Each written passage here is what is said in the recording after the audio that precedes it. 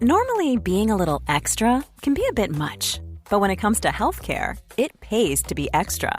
And United Healthcare makes it easy with Health Protector Guard fixed indemnity insurance plans. Underwritten by Golden Rule Insurance Company, they supplement your primary plan, helping you manage out-of-pocket costs without the usual requirements and restrictions like deductibles and enrollment periods. So when it comes to covering your medical bills, you can feel good about being a little extra. Visit uh1.com to find the Health Protector Guard plan for you. On today's Smart 7, more Rwanda Bill defeats for Rishi, Ireland sees a shock resignation and much more. It's Thursday 21st of March, it's World Poetry Day and happy birthday Gary Oldman. The Smart 7. It's news, but not the news.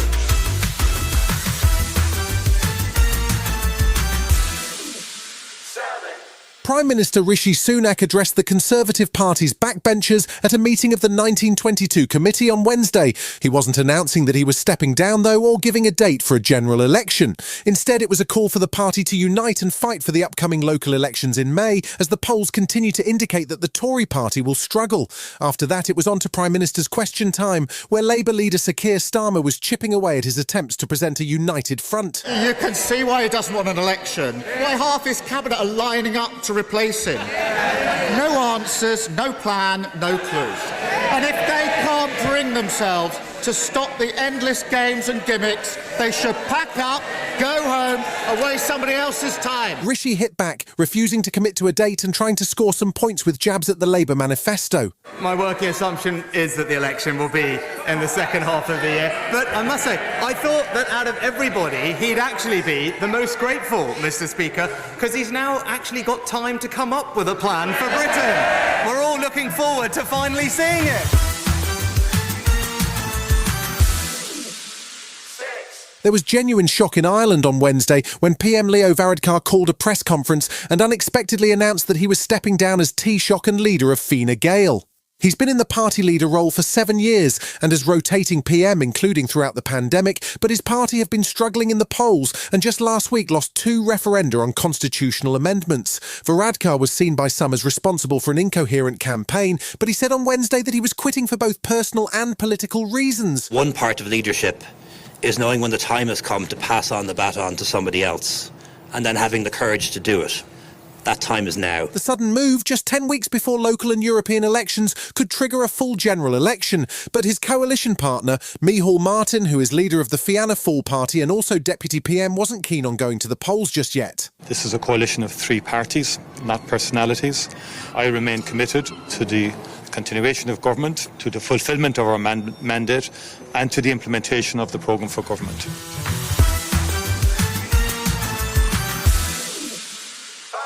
The lengthy game of ping-pong with the safety of Rwanda Bill resumed on Wednesday. The bill returned to the Lords after all 10 of their proposed amendments were defeated in the Commons. Things didn't go much better for the government, however, despite stern warnings from ministers that proposed amendments could do significant damage to the core purpose of the bill. The Lords inflicted 7 more defeats and could now delay the bill until April. The government's case wasn't helped by research this week from the Institute for Public Policy that estimated the scheme could cost almost $4 billion over the next 5 years. The National Audit Office also estimates that if 300 people are deported, the cost per person could be £1.8 million, and former Lib Dem peer Lord Carlisle had some better ideas on how to spend the money. I haven't looked on the Ritz Paris website for some time, but my recollection is that one could keep somebody in that hotel for 3 years at the cost that this process is going to cost the country.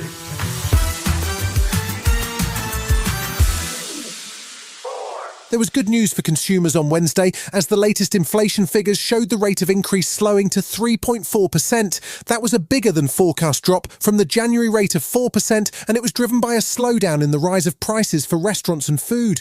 Even though it's fallen faster than expected, it's still well above the Bank of England's 2% target, so it's unlikely there'll be an interest rate cut from Thursday's policy meeting.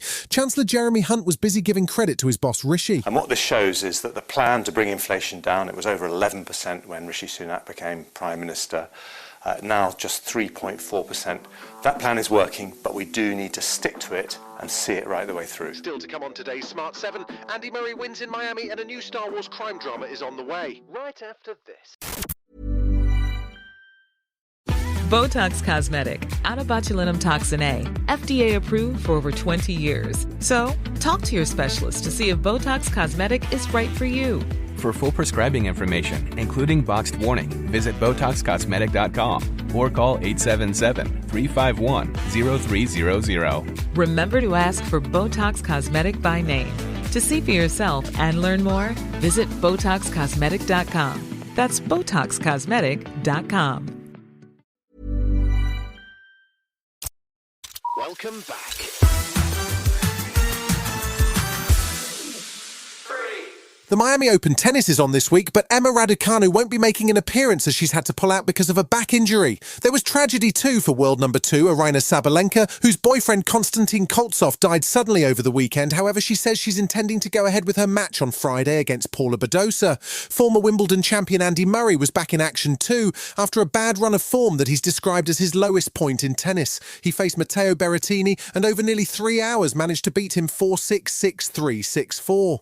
He wrote, "There's life in the old dog yet" on the camera at the end of the match, and he has fond memories of the Miami tournament.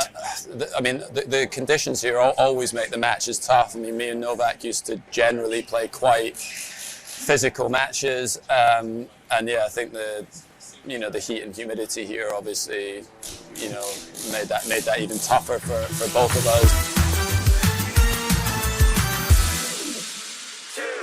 There's good news for the teen in your life. Netflix hit Heartstopper has just confirmed the 3rd series will hit screens in October. That means catching up on the cliffhanger ending to season 2, which saw Charlie very nearly say "I love you" to boyfriend Nick. The cast seemed pretty excited about the new season in a Netflix teaser which was filmed on set as they worked on episode 8. The positive reaction from season 2 has really boosted all of our confidence.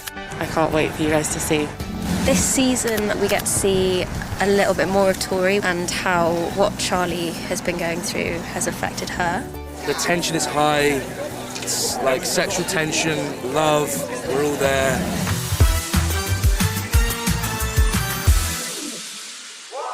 There's a new Star Wars TV series on the way, but before you roll your eyes and get out the Star Wars Almanac to work out where it fits in the timeline, it could be something quite different. It's been created by Leslie Headland, who co-created Russian Doll with Natasha Lyonne, and rather than your classic Star Wars search across the galaxy, this is actually a bit more of a crime drama, except with Jedi. It stars Amandla Stenberg and Lee Young-jae, alongside Carrie-Anne Moss and Manny Jacinto from The Good Place. It's an 8-part series, and the first 2 episodes drop on Disney Plus on June 4th. Someone is killing Jedi. It doesn't make sense. What happened? I sensed darkness. This isn't about good or bad. This is about power and who is allowed to use it.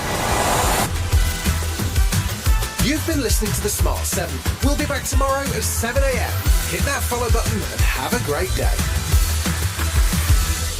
Give us 7 minutes and we'll give you the world.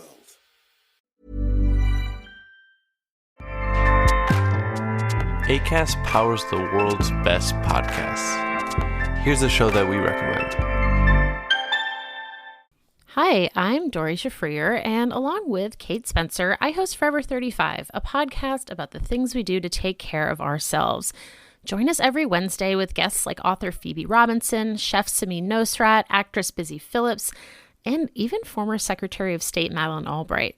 On Mondays and Fridays, we have mini episodes where we answer listeners' questions on everyday problems like how useful a butt mask really is, how to deal with a petty friend, or how to relax after a long day. So join us Monday, Wednesday, and Friday on Forever 35, where we're not experts, but we are 2 friends who like to talk a lot about serums.